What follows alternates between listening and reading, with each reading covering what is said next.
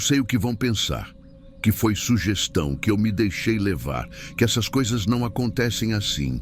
Mas eu estava lá, eu sei o que eu senti. E sei o que ficou em mim depois. Era para ser só um passeio. Eu estava passando uns dias em São Francisco do Sul, aproveitando umas férias meio improvisadas. Eu tinha pesquisado uns lugares históricos e topei com esse tal leprosário do Capri. Nunca tinha ouvido falar. Só diziam que era um antigo hospital para hanseníase, numa ilha afastada, com umas ruínas que era meio difícil de chegar. Falei com um barqueiro ali na região. Um senhor já de idade, cabelo branco preso num elástico, jeito calado. Ele me olhou meio torto quando eu falei que queria ir até lá. E antes de me deixar subir no barco, soltou uma frase que eu devia ter levado mais a sério. Não fica até escurecer, aqui a noite é pesada. Na hora, eu ri. Achei que era parte da encenação, sabe? Um folclore local, para impressionar turista. Agradeci e disse que era só uma visita rápida. Ele não riu de volta. A travessia foi curta, mas o visual já deixava um nó na garganta. O mar era calmo, mas em volta da ilha só tinha manguezal e silêncio. Um silêncio que não era natural. E quando o barco encostou, parecia que o som parava ali. Como se a ilha não deixasse entrar barulho de fora. Desci e o barqueiro só falou mais uma vez. Volta logo. A primeira coisa que notei foi o mato alto cobrindo as estruturas. O prédio principal, meio tombado, janelas sem vidro, tudo tomado de verde, de umidade, cheiro de maresia misturado com um outro cheiro. Não sei explicar. Era como desinfetante velho. Coisa antiga, sabe? Entrei no primeiro pavilhão com o celular na mão, gravando vídeo. As salas eram longas, com portas de ferro meio tortas, caídas para frente. Algumas tinham armários, prateleiras, outras estavam vazias, mas com marcas de móveis no chão. Como se tudo tivesse sido tirado às pressas. Numa sala maior, tipo enfermaria, achei umas cartas em envelopes amarelados, largadas num canto, e uma pilha de roupas dobradas, daquelas antigas brancas como jaleco de hospital. Estavam limpas, intocadas, como se alguém ainda fosse voltar para buscar. Foi aí que eu comecei a sentir. Dentro daquelas salas, o ar não era quente como lá fora, era gelado, mas não era vento. Era uma frieza parada, como se o ar não circulasse mais, e o som do mar sumiu. Não dava para ouvir mais nada. Eu virei um corredor estreito e dei de cara com uma placa caída no chão. De madeira velha, toda rachada. Dava para ler só uma palavra: isolamento. A tinta quase toda comida pelo tempo, mas a palavra parecia viva. Eu li e senti o estômago virar. E foi nesse corredor que começou. Primeiro uma porta atrás de mim fez aquele som de rangido, sozinha. Me virei, nada. Continuei andando. Depois senti um toque leve, bem no ombro esquerdo, como se alguém encostasse só com os dedos. Virei de uma vez. Ninguém. O corredor estava vazio. Chamei: "Tem alguém aí?" E foi quando o eco respondeu. Só que não foi imediato. E não foi igual. A voz que voltou era minha, mas distorcida, atrasada, mais grave. E parece loucura, mas parecia triste. Na hora, eu congelei. Fiquei parado ali, no meio daquele corredor, com a pele toda arrepiada. Sabe quando você sente que aquilo não é só eco? Que tem algo repetindo sua voz, mas com atraso porque não está atrás de uma parede, está atrás de você? Aí eu comecei a ouvir os passos, bem suaves, lentos. Não eram os meus. Vinha de algum lugar no final do corredor, mas não dava para ver nada. O som ia e vinha, aquele tipo de coisa que você tenta explicar com lógica, mas o corpo já entendeu antes. Eu não estava sozinho. Respirei fundo e fui indo devagar, até uma porta que dava para um salão maior. Era o refeitório, eu acho. Mesas derrubadas, cadeiras empilhadas e no centro, um círculo de cadeiras, como se alguém tivesse colocado tudo ali de propósito. Não tinha vento, mas uma cadeira girava sozinha, lenta. O cheiro mudou. Saiu o mofo. Entrou um cheiro forte de álcool. Não desses de limpeza comum. Era cheiro de hospital antigo, de ferida aberta, de coisa que ficou tempo demais fechada. E foi quando eu vi. No canto, perto da parede descascada, tinha uma sombra, magra, alta. Não dava para ver o rosto, só a silhueta, vestida com algo branco que parecia um avental de paciente. Mas ela não andava. Ela deslizava, como se os pés nem tocassem o chão, como se fosse carregada pelo próprio ar. Meu corpo travou. Eu não consegui sair dali. Só fiquei olhando, esperando sei lá o quê. A sombra foi se aproximando, bem devagar. E quanto mais ela chegava perto, mais o ar ficava espesso. Como se tivesse fumaça invisível. Eu tentava respirar, mas parecia que puxava água. Meu peito apertava, minhas mãos tremiam e as vozes começaram, baixinhas, em volta. Não era uma só, eram várias, fracas como se saíssem debaixo da terra. Não nos esqueça. Fica. Eu juro que ouvi meu nome, sussurrado, bem no meu ouvido, mas não tinha ninguém. Virei para correr, mas a porta por onde eu tinha entrado estava trancada, por dentro, trancada por dentro.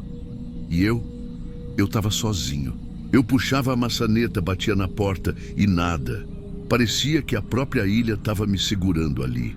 A sombra parou a uns 2 passos de mim. Não falou nada, só ficou ali, parada. Ou nem sei se estava parada. Talvez ela ainda estivesse vindo, só muito devagar. Eu fechei os olhos, respirei fundo e, de repente, silêncio. Tudo parou.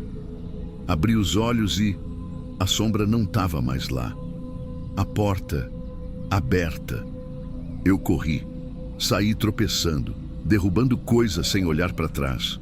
Quando cheguei no cais, o barqueiro estava no barco de pé, com os olhos arregalados. Ele só falou: "Você demorou, achei que não ia voltar." Eu ouvi gritos de longe, mas a maré já tinha fechado faz horas. Olhei para o meu relógio.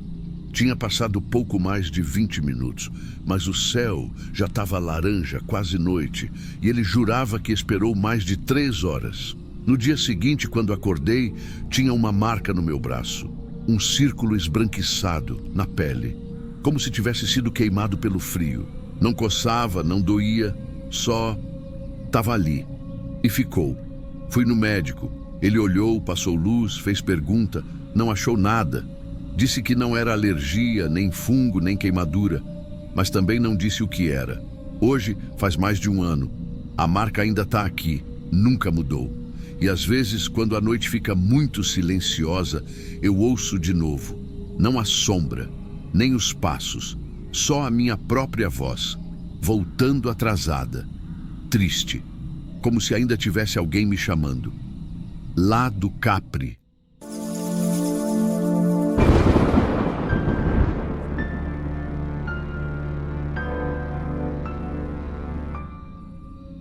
Eu só queria tirar umas fotos. Só isso. Mas tem lugares que não querem ser lembrados. E se quiser ouvir até o fim, eu vou tentar contar o que aconteceu. Eu estava passando uns dias ali pela região de Nova Trento, em Santa Catarina. Fui com a ideia de fotografar trilhas, cachoeiras, essas coisas de quem curte natureza e ruínas antigas. Sempre gostei de lugar velho, sabe? Casa de pedra, coisa esquecida pelo tempo. Parece que tem história nos tijolos. Aí teve uma tarde, logo no segundo dia, que um senhor ali do vilarejo me viu com a câmera e puxou o papo.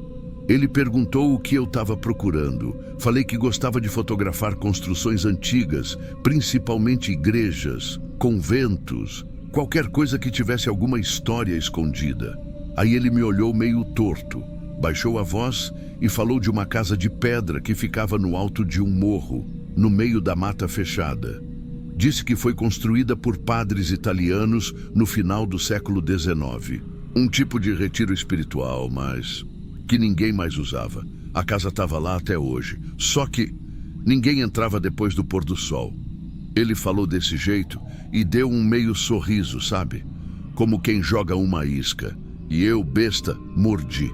Perguntei onde era, e ele só apontou para o alto do morro e disse que a trilha começava atrás da igrejinha velha. Eu tentei ligar a lanterna de novo. Nada. Chacoalhei, apertei, dei tapa na lateral. Só escuro. Mas o cântico continuava. Mais alto, mais perto. Eu não sei explicar o que senti. Não era medo de ver alguma coisa. Era como se já tivessem me visto primeiro. Como se eu tivesse sido notado desde o momento que entrei. Aí eu escutei um sussurro. Do meu lado. Bem do lado do meu ouvido. Como se alguém estivesse ali, curvado, encostando os lábios. Volta para a missa. A voz era baixa. Não era grito, não era raiva. Era ordem. Eu travei. Meus joelhos amoleceram. Respiração curta. E aí, vi uma sombra, alta, com uma batina preta, antiga. Mas o rosto era só um buraco escuro. Um vazio onde devia ter feição. Como se fosse o rascunho de uma pessoa que não foi terminada. E ela se mexia, mas sem som. Como se deslizasse no chão. Eu virei correndo. Esbarrei na parede, bati o ombro, tropecei nos próprios pés, tentando subir de volta aquelas escadas estreitas. Cada degrau parecia mais longo que o anterior, juro. Era como se eu estivesse correndo dentro de um sonho pesado. Quando cheguei no salão de novo, as janelas estavam todas fechadas. As portas também, trancadas por dentro. Eu puxava a maçaneta, empurrava com o ombro e nada. O som do cântico vinha de todos os lados, do teto, das paredes, do chão, como se a casa respirasse. E então o altar, aquele altar virado de cabeça para baixo, se moveu. Arrastou alguns centímetros sozinho, fez um barulho seco de pedra contra pedra, e eu fiquei parado, travado, vendo aquilo acontecer como se estivesse assistindo de fora do meu corpo. Eu lembro que pensei, é agora, acabou. Eu entrei numa coisa que não era para ver. Mas aí vi uma janela pequena, quebrada. Não sei se sempre esteve assim ou se quebrou ali naquele momento. Só sei que fui. Me enfiei por ela, rasguei o braço, cortei a perna, caí na terra úmida lá de fora. Mas saí. Quando olhei para trás, já correndo, vi uma coisa. Tinha alguém parado no jardim. Bem do lado da cruz caída, que eu nem tinha reparado na entrada. Era ele, o homem de batina, imóvel, só parado, o rosto ainda vazio, como se estivesse me assistindo fugir. O cântico ainda ecoava, mesmo depois que entrei de volta na trilha, mas ia diminuindo, aos poucos, até virar só o barulho da minha respiração, que era a única coisa que eu escutava no final. Demorei um pouco para contar para alguém. Nem sabia como explicar. Mostrei as fotos que consegui tirar. Poucas, quase todas tremidas. Mas teve uma que me fez congelar. Era da mesa com o diário. A imagem saiu borrada, mas dava para ler uma segunda frase na borda inferior da página, que eu juro que não tinha visto lá dentro. Meu amigo, que sabe um pouco de latim, traduziu para mim. Quem entra, participa. Não era só uma casa, não era só uma missa incompleta, era um ritual preso no tempo, e quem atravessa a porta, vira parte. Desde aquele dia, eu parei de entrar em ruína. Parei com trilha, com fotografia. Perdi a vontade. Mas tem uma coisa que não passa, mesmo depois de tanto tempo. Às vezes, de noite, quando estou quase dormindo, eu escuto, de novo, aquela melodia abafada em latim. Baixa, lenta, cantada no fundo de alguma coisa que eu não sei onde é, mas sei o que significa. A missa ainda está esperando eu voltar. No dia seguinte fui. Era umas 4 da tarde quando comecei a subir. A trilha era bem fechada. As árvores cobriam tudo e dava para sentir a temperatura caindo, mesmo com o sol ainda no céu. Depois de quase meia hora andando, a casa apareceu. Assim, do nada, enorme, de pedra escura. As janelas eram pequenas e o telhado tinha aquela inclinação antiga, como se estivesse derretendo com o peso dos anos. O lugar parecia esquecido, parado no tempo. Mas tinha alguma coisa que incomodava. Um silêncio esquisito. Nem passarinho, nem folha mexendo. A porta da frente estava encostada. Bati com os dedos só por educação, e ela abriu com um estalo seco. O cheiro foi a primeira coisa que me pegou. Madeira molhada, ferro antigo e alguma coisa que lembrava vela derretida. Entrei devagar. O salão principal tinha teto alto, umas colunas de pedra e bem no fundo, o altar. Mas ele estava de cabeça para baixo. O altar todo virado, como se alguém tivesse arrancado do chão e colocado ali daquele jeito. Os crucifixos na parede também estavam invertidos. E eu juro por Deus, tinha arranhão nas pedras. Não era pichação, não era marca de móvel. Era unha. Unha tentando sair da parede. Senti minha mão suar, mas continuei. No canto, em cima de uma mesa com muito pó, achei um livro. Capa preta, toda chamuscada nas bordas. Era grosso, parecia bem antigo. Abri por curiosidade. As páginas estavam escritas em latim, umas partes em italiano muito velho, quase gótico.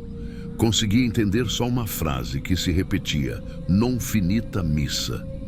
A missa não terminou. Na hora que li isso, um vento frio passou por dentro do salão. Só que não tinha janela aberta, não tinha corrente de ar. Mas parecia que alguma coisa passou por mim. O fundo da casa dava acesso a uma outra parte, menor, tipo uma capela interna. Quando fui até lá, coloquei a mão na maçaneta da porta e escutei uma melodia, um canto, baixo, lento, em latim. Era bonito, mas errado, sabe? Como se estivesse sendo cantado fora do tom certo. Eu não devia ter aberto aquela porta, mas abri. Lá dentro era mais escuro. Uma única vela apagada no chão, as paredes úmidas, e tinha uma passagem de pedra levando para baixo. Uma escada estreita, meio espiral, como aquelas de torre de castelo. O canto vinha dali, e eu desci. A lanterna tremia na minha mão. Meu pé batia seco nos degraus. Cada passo parecia ser devolvido pela casa, e o canto aumentava. Lá embaixo tinha só uma cela.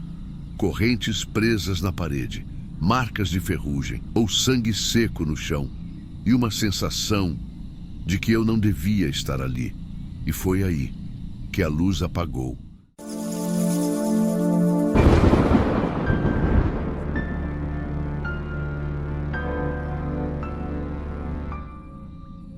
Eu nunca dei bola para essas coisas de fantasma. Nunca mesmo. A verdade é que eu sempre achei meio exagero, tipo coisa de gente impressionada, sabe? Mas depois daquela madrugada, eu mudei. E se você tá ouvindo isso agora, é porque eu preciso contar para alguém. Preciso deixar registrado. Porque, sinceramente, eu não atravesso mais aquela ponte sozinho. Nunca mais. Era quase meia-noite. Eu tinha saído do trabalho atrasado. Aquele dia foi puxado. O último ônibus já tinha passado fazia tempo e eu resolvi ir a pé. Moro no continente. Então, tinha que atravessar. Não era a primeira vez. Já fiz aquilo outras vezes, não tem mistério. A ponte estava lá, iluminada, mas não é aquela luz branca comum, sabe? Era uma luz amarelada, meio esquisita. Não dava conforto nenhum, parecia que deixava as coisas mais sombrias. O vento vinha forte do mar, fazia um barulho que, sei lá, parecia vibrar por dentro do ferro da ponte. Um zumbido, como se a estrutura estivesse viva, respirando. Eu fui indo, normal, olhando para o chão, tentando andar rápido. Nem percebi que estava sozinho ali. Olhei para trás, nada, nenhuma alma viva. Só as luzes lá embaixo, dos carros passando do outro lado, bem longe, quase como se não existissem. Foi ali, acho que uns 300 metros depois do começo da travessia, que eu escutei a primeira coisa. Um som metálico, seco, Tipo, sabe quando uma peça de metal cai no chão, mas em câmera lenta? Ping. Um tinido. E parecia vir lá do pilar central da ponte. Parei na hora. Fiquei esperando para ver se era alguma coisa, sei lá, talvez vento. Silêncio. Eu fiquei uns segundos parado, tentando entender se era coisa da minha cabeça. Aí voltei a andar. E foi aí que escutei de novo. 3 batidas. Secas. Ritmadas. Não sei explicar. Era como se alguém estivesse batendo de dentro da estrutura. Tipo, querendo chamar a atenção. Olhei para trás. Nada. Olhei para frente, as luzes balançavam com o vento, mas aquele corredor vazio de poste em poste estava me dando um negócio ruim. Eu segui, devagar, mas segui. E foi quando eu vi, tinha alguém parado no meio da travessia. Um homem, alto, sozinho, parado. Parecia coberto por, sei lá, poeira. Poeira enferrujada. A silhueta dele era toda irregular. Eu tentei ver o rosto, mas não dava. No início eu até pensei, deve ser alguém da manutenção. Mas cadê a lanterna? Cadê o colete, o capacete? Não fazia sentido, ele estava só ali, parado. A cada passo que eu dava, aquela figura ficava mais nítida. E o que me deixou mais travado foi o corpo dele, estava poroso. Sabe cimento velho? Aquela textura que parece que vai esfarelar a qualquer momento, era isso. Eu não sei como eu continuei andando, mas continuei. Cheguei a uns 10 metros, talvez um pouco menos. E aí, ele sumiu.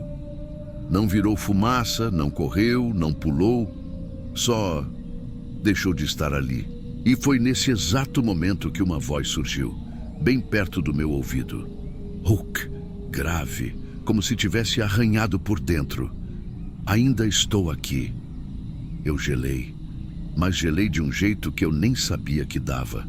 O vento parou por um segundo, de verdade, como se o mundo tivesse prendido o ar. Eu tentei correr, mas meu corpo não respondeu. Fiquei ali, paralisado. E aí veio o pior. O corrimão tremeu. Eu senti um tremor seco, como se alguma coisa estivesse batendo de dentro do pilar, tentando sair. E foi aí que eu lembrei da história da minha avó. Ela falava isso quando eu era criança. Dizia que quando construíram a ponte em 1926, um operário caiu no concreto e nunca mais foi encontrado. Chamavam ele de Anselmo. Diziam que ele tinha sido levado pela correnteza. Mas ela sempre dizia que os engenheiros sabiam a verdade, que o pilar foi fechado com o corpo dele lá dentro. E nessa hora, ali em cima da ponte, ouvindo aquilo bater, essa lembrança voltou na minha cabeça como um soco no estômago. Eu não pensei, só corri. Corri do jeito que dava, tropeçando, com a mochila batendo nas costas, e cada passo fazia um som diferente. Tipo, o chão da ponte respondia. Era como se o metal fizesse questão de devolver o impacto, me lembrando que eu ainda estava ali. As luzes começaram a piscar. Não todas, mas uma de cada vez, de trás para frente. Como se estivessem se apagando na ordem dos meus passos. Como se alguém ou alguma coisa estivesse me seguindo. Eu estava quase no fim da travessia, o coração explodindo no peito, o ar rasgando a garganta. Só queria sair dali, encostar no portão do continente e esquecer que aquela noite existiu, mas não deu. Faltando poucos metros, eu virei para trás e ele estava lá, a mesma figura, só que agora estava do outro lado da ponte, parado, no exato ponto onde eu tinha começado. Ele não se mexia, mas dava para ver, mesmo de longe. Ele estava olhando direto para mim. Eu não sei explicar, mas aquilo me travou. Parecia errado, fora de lugar. Como se aquele olhar atravessasse a ponte toda, entrasse em mim e ficasse ali, grudado. Foi aí que veio a segunda frase, mais clara, mais fria, quase inevitável. Você também vai ficar. Eu não pensei em mais nada, só corri Corri como se a minha vida dependesse disso. Talvez dependesse mesmo. Encostei no portão, na grade do final. E quando minha mão tocou o ferro, tudo parou. O barulho sumiu. O vento voltou ao normal. O tremor cessou. Eu olhei para trás. A ponte estava vazia. Só isso. Vazia. Como se nada tivesse acontecido. Mas eu sabia. Eu sabia que não era só imaginação. Nos dias seguintes, eu até tentei esquecer. Falei para mim mesmo que era cansaço, sugestão, medo besta. Mas toda vez que eu passava por perto, mesmo de carro, mesmo de dia, o corpo reagia. O peito dava um aperto. A respiração travava por um segundo. E sempre vinha aquele cheiro, ferrugem molhada. É um cheiro que gruda no nariz, uma mistura de metal velho com água parada. Não tinha por que estar ali, mas eu sentia. E mais de uma vez, juro por tudo, o coração dava um tremor, como se algo dentro de mim quisesse voltar. Voltar para a ponte, como se tivesse ficado alguma coisa ali, ou como se alguém estivesse me esperando.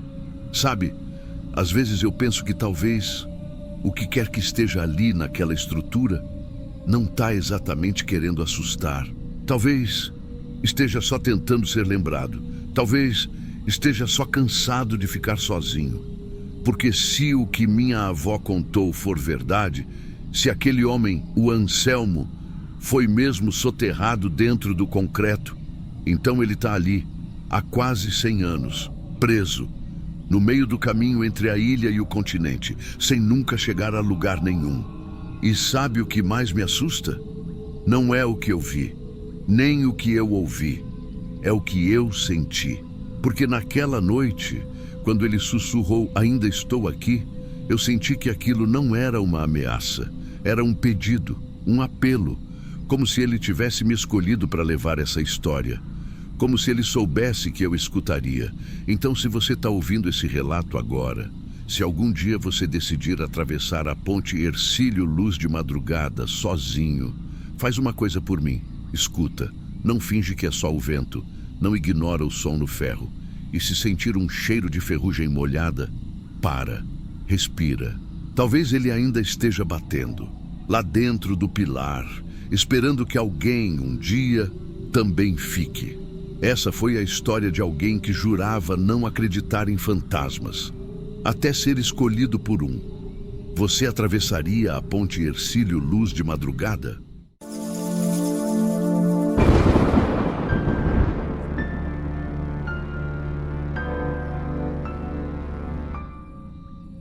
Eu só queria fotografar ruínas históricas.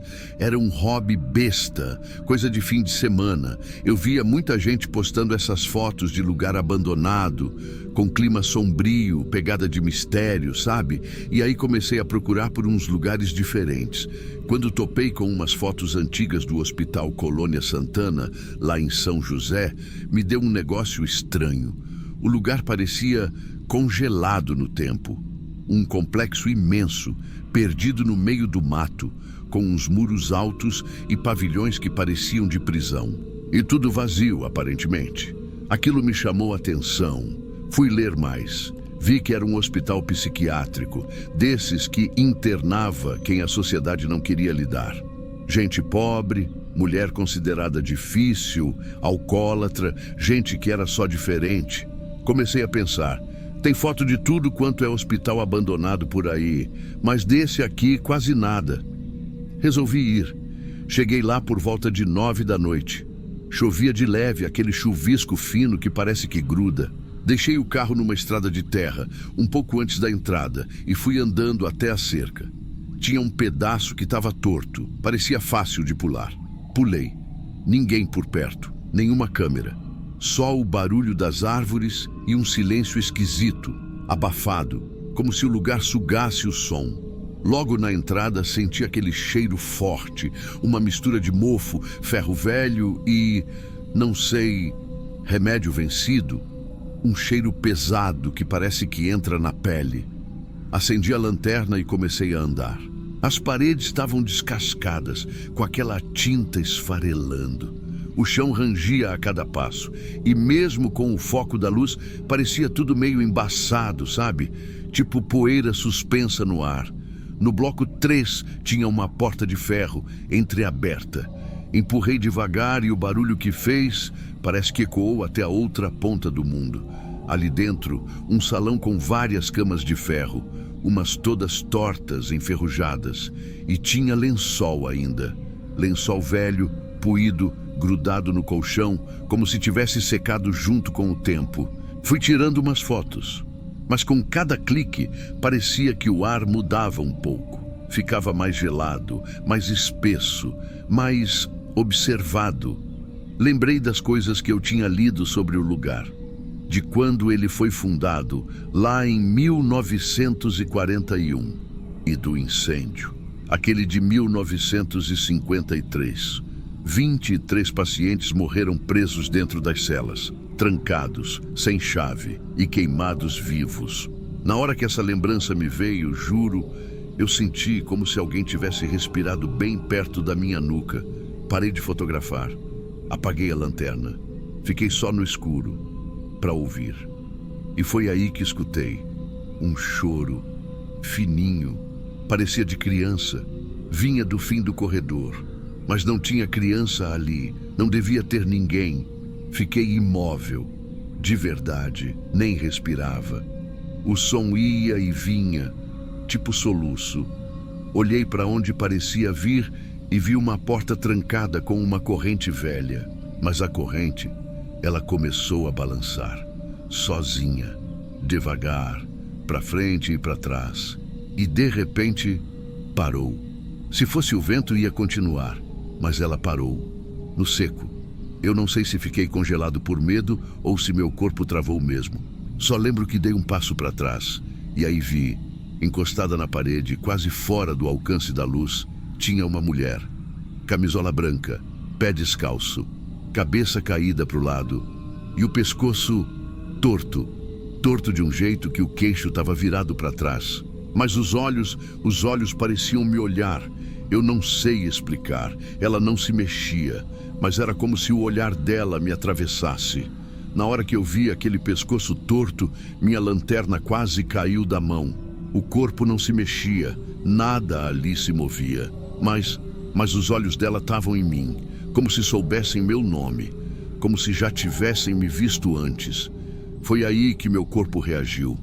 Comecei a andar para trás, meio sem saber para onde. E quando me virei para correr, tropecei no próprio pé. Caí com a mão no chão, que estava gelado, úmido, meio grudento. Levantei na pressa e saí correndo por aquele corredor. Só que o corredor, parece que ele cresceu, eu juro. Parecia mais longo do que quando entrei. E o som que vinha de trás não era grito, nem arrasto, era passo. Passo humano, lento, pesado, sempre na mesma distância, como se não quisesse me alcançar. Só me lembrar que estava ali. 1, 2, 3. Corri até chegar numa porta lateral que eu tinha deixado só encostada. Mas agora ela estava trancada. Não trancada com cadeado, não. Fechada por dentro. Tentei forçar a maçaneta e nada. Foi aí que escutei, baixinho, bem atrás de mim, uma voz, nem grave nem aguda, rouca, arranhada, e dizia: ninguém foi perdoado. Eu me arrepiei até a espinha, girei de volta, esperando ver ela ali, a mulher, mas o corredor estava vazio. A maçaneta girou sozinha, só girou, e a porta abriu, bem devagar, rangendo como se protestasse. Eu saí sem pensar 2 vezes. Atravessei o pátio encharcado de chuva, o chão escorregadio. Fui parar do outro lado do complexo, perto dos blocos onde diziam que ficavam os pacientes difíceis. Ali, olhei para cima. Tinha luz, não elétrica, fraca, amarelada, tipo lamparina, passando de janela em janela, como se alguém andasse de quarto em quarto, devagar, inspecionando. Meu coração parecia um tambor na garganta. E foi nesse momento que vi. Uma das paredes, bem abaixo de uma janela, estava com um filete escorrendo. Não era a água da chuva. A cor era ferrugem. Não sei. tinha tom de ferrugem com tinta, sei lá. Parecia tinta vermelha escorrendo de dentro da parede. Não havia cano ali, nem buraco. Era como se a parede tivesse chorando aquilo. Foi aí que eu entendi. Aquele lugar não queria ser lembrado, nem esquecido. Ele queria continuar existindo do jeito que estava, cheio, mesmo vazio. Eu achei uma outra brecha na cerca, bem menor do que a que eu tinha usado para entrar. Rasguei o braço no arame farpado. Nem liguei, só queria sair. Cheguei no carro. A chave caiu da minha mão 2 vezes antes de conseguir ligar. Meus dedos tremiam. A boca estava seca. Fui embora sem olhar pelo retrovisor. Só fui parar num posto mais à frente, uns 10 quilômetros dali, e ali fiquei. Por horas, só respirando, tentando entender o que aconteceu. No dia seguinte, nem toquei nas fotos. Fiquei mais de 1 mês sem conseguir abrir o cartão da câmera. Quando finalmente abri, estava tudo lá. As camas, as paredes, a corrente. Mas não tinha a mulher, não tinha a luz, não tinha a água escorrendo. Só sombra. E uma das fotos saiu tremida, mesmo com a câmera no tripé. Tremida, mas com nitidez onde não devia. Uma silhueta parada, quase fora do enquadramento. Como se não quisesse ser vista, mas quisesse estar ali. Voltei lá uma única vez, durante o dia. Levei um amigo junto. Fingi que era só para mostrar as ruínas. Na entrada lateral, o portão estava diferente. Alguém tinha colocado concreto. Soldado mesmo. Como se quisessem selar aquilo. Meu amigo perguntou quem faria isso. Eu não respondi, mas eu sabia. Alguém ou algo decidiu que ninguém mais vai entrar por ali. Nem para esquecer, nem para lembrar. E talvez tenha conseguido. Por enquanto.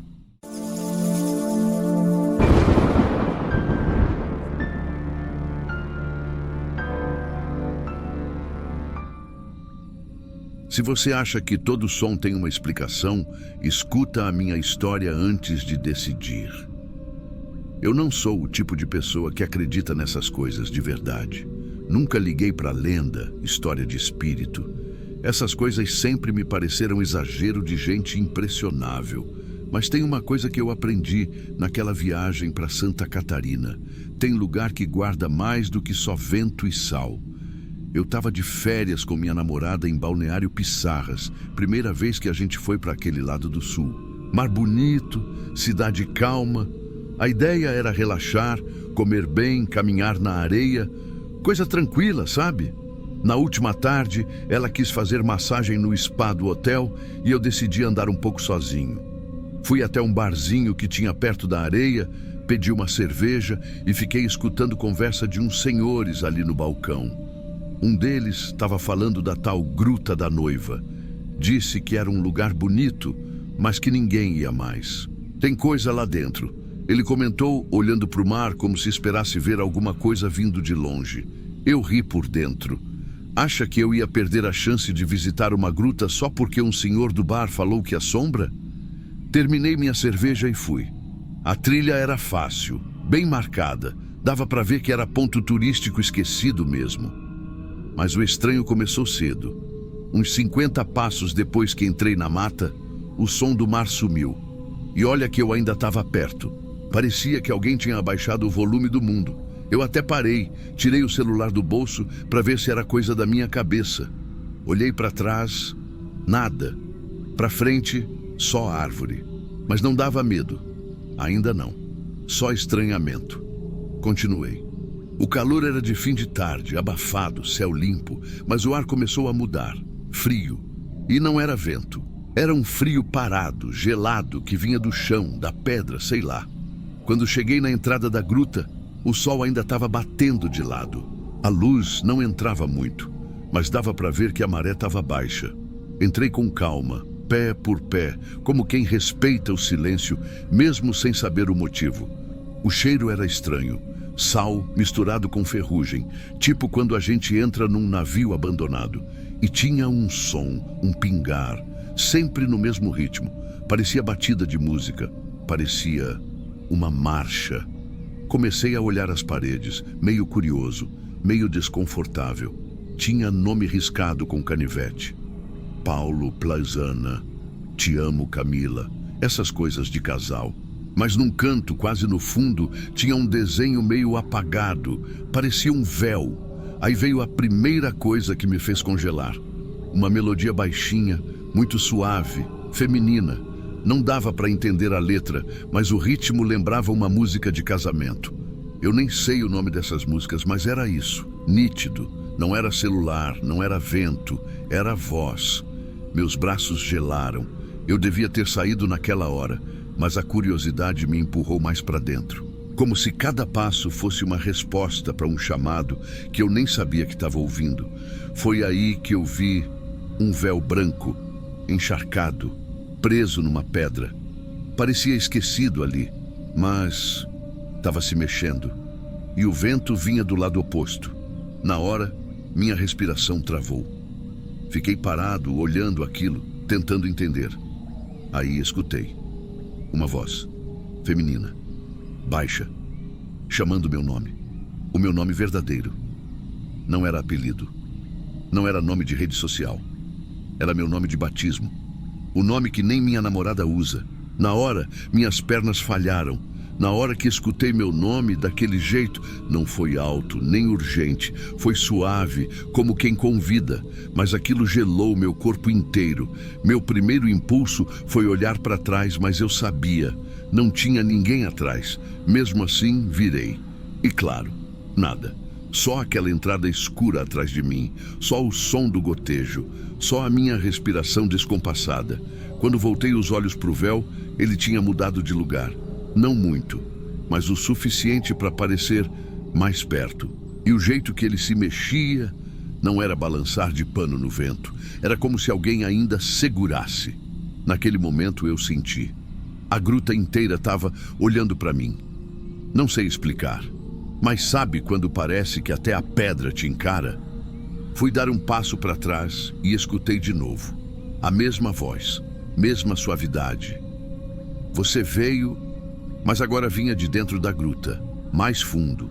Dei outro passo e tropecei. Quase caí numa poça. A água já estava invadindo o chão. Olhei para o mar, lá fora, e o nível tinha subido. Muito. A maré estava voltando rápido demais, e não fazia nem 10 minutos que eu tinha entrado. Ou fazia. O céu já estava escurecendo.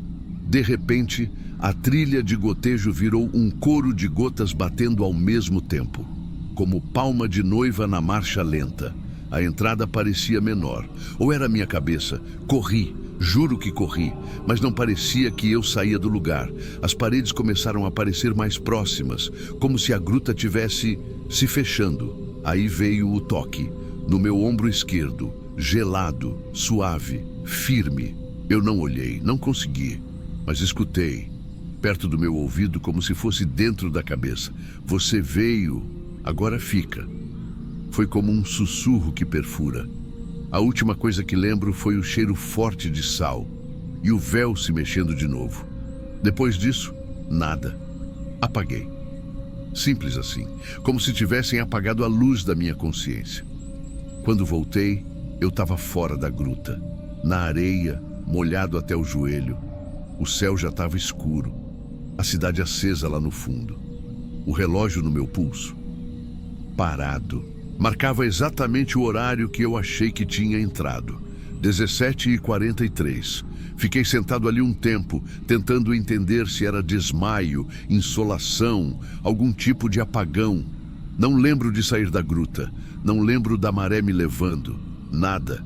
Fui andando devagar até o hotel sem olhar para trás. Minha cabeça latejava. Quando cheguei no quarto, minha namorada estava dormindo. Eu entrei no banheiro para me lavar. Foi aí que vi, no espelho, tinha grãos de sal colados no meu pescoço, bem finos, como areia de mar, mas formavam um círculo quase perfeito, bem onde ficaria uma aliança, não no dedo, no pescoço. Esfreguei, saiu com água, mas aquela marca não era física, ficou em mim de outro jeito. Até hoje, às vezes, eu escuto um gotejo quando estou no banho. Ou quando tudo está em silêncio, de noite, sempre no mesmo ritmo. E teve um dia, isso já em casa, semanas depois, minha namorada falou dormindo. Sussurrou no meu ouvido: "Você veio, agora fica." Ela nunca ouviu essa frase de mim, nunca soube da gruta. Eu nunca contei pra ninguém até agora. Então, se você for pra Santa Catarina e alguém te falar da Gruta da Noiva, não entra. Só isso. Não entra, porque ela tá lá. E ela não esquece quem aceitou o convite.